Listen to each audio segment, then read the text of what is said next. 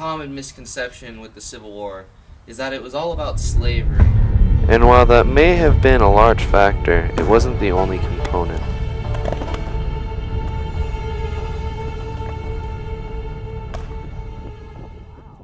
Abolitionists have been riding the Confederates' tail for a real long time. I mean, with them protective tariffs and the Underground Railroad. The way I see it is if the Northerners had been so touchy, a war could have been averted.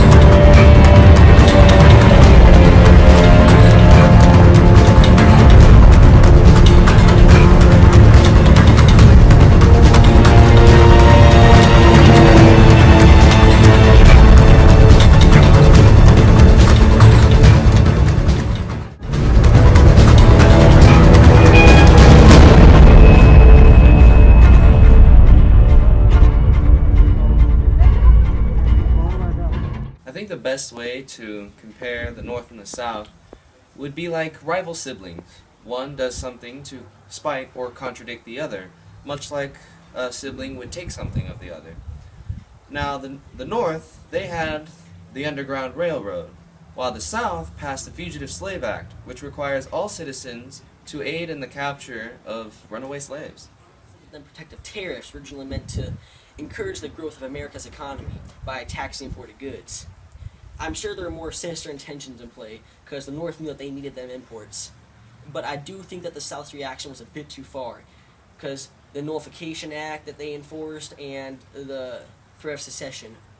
Like rival siblings, they kept going at it until eventually it led to violence.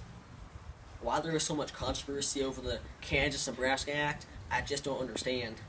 I mean, all it did was let the people vote whether they wanted slavery in that area. This nation was founded on the idea of letting the people choose.